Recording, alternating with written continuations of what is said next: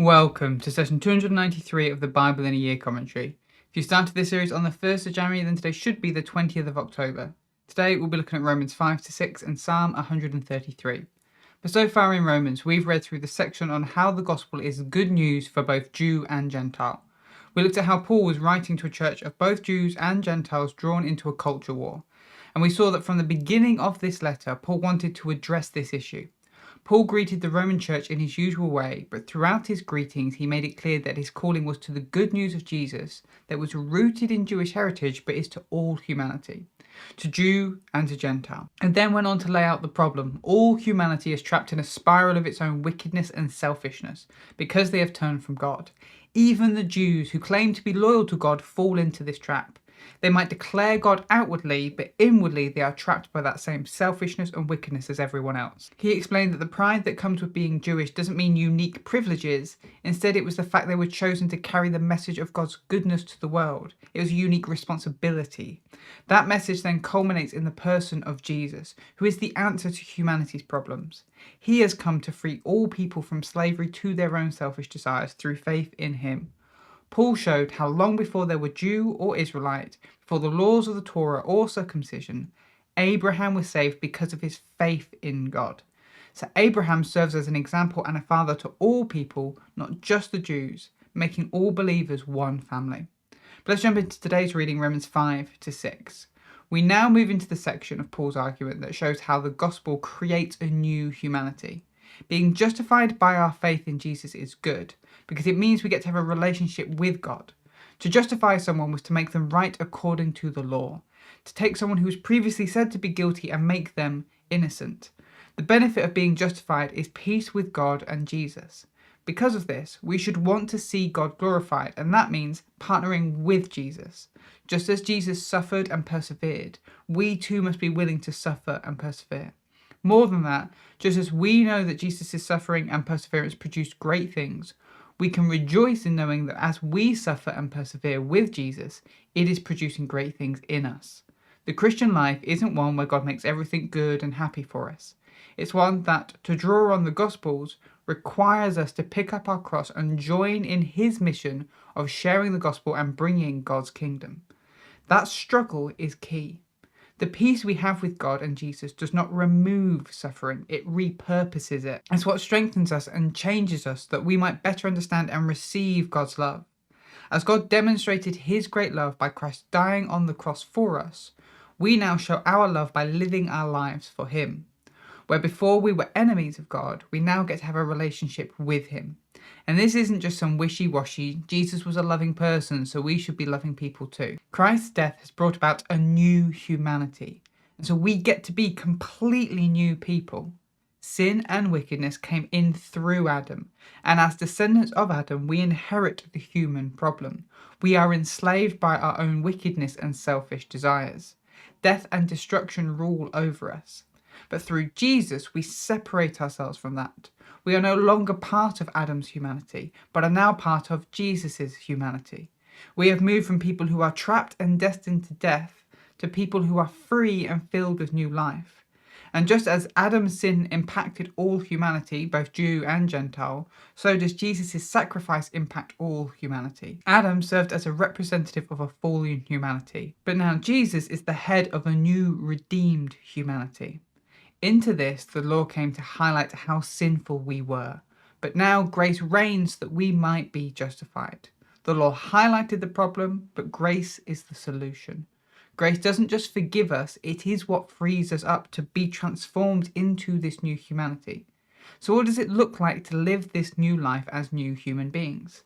As Paul explains, it involves dying to our old way of living and raising to life in this new humanity. Just like Jesus, we must go through a personal death and resurrection. And this is where the practice of baptism comes in. As we go down into the waters, we are symbolically and spiritually dying to our old self. Then as we come out of the waters, we are being resurrected into this new Jesus life. In this resurrection life, sin and death no longer have authority over us. Both are necessary, dying to ourselves and choosing new life in Jesus. If someone is unwilling to die to their old humanity, they don't get to be resurrected into Jesus' new humanity. Baptism represents our union with Jesus so that we might participate in his life even as we continue to participate in his suffering. This is key, which is why Paul foresees the next question. If Jesus' new humanity gives us freedom, then are we not free to just live how we want? Paul has already said that grace reigns so that we are justified, so it really doesn't matter if we sin. Paul's answer, again, is no. If we continue to listen to and follow our own wickedness and selfishness, we will continue to be enslaved by it. Remember, sin is not just the things we do wrong, it is the force at work in us that leads us further away from God's will and order. The more we engage in it, the more we indulge it, the more we feed it. Its effect on us grows stronger and takes us further from God. While the grace of God justifies us so that we are considered right with the Lord despite our sin, we have to choose the life of Jesus if we want to see the power of sin weakened and removed from our lives. Paul points out that in many ways we are choosing to be slaves to God rather than to be slaves to our own wickedness, because the lives we get to live as a result are so much better. Now, you might argue that this idea of slavery to God is no better, and Paul admits that he is speaking in human terms because of your natural limitations. That's Romans 6 verse 19. So it may be that there are elements of the slavery metaphor that don't work, but his main point is clear. Unless you are willing to commit yourself to a life of obedience to God, you don't get to enjoy the life that he offers. And Paul wants his readers to understand the wages of sin is death, but the free gift of God is eternal life in Christ Jesus our Lord. It's Romans 6 verse 23. Submitting to God is infinitely better than submitting to sin. Sin leads to death, but God leads to life. That is Romans 5 to 6. Now let's look at Psalm 133. This psalm isn't attributed to anyone in particular and is named as a psalm of ascent. These psalms were sung by worshippers as they ascended to Jerusalem for the 3 pilgrimage festivals: Passover, Festival of Weeks, and the Festival of Tabernacles. Or it was possibly sung by the Levites as they ascended the steps of the temple. Psalms 120 to 134 are all psalms of ascent. In this ascent journey so far, we've gone from being far from God's presence in Psalm 120 to seeking God's presence in Psalm 121 and then reaching God's presence in Psalm 122. From there, the psalmist has asked the Lord for help in Psalm 123 and then praised the Lord for his protection in Psalm 124. From within Jerusalem, they reflected on the nature of righteousness and wickedness in Psalm 125, and they thanked God for how he restored his city in Psalm 126.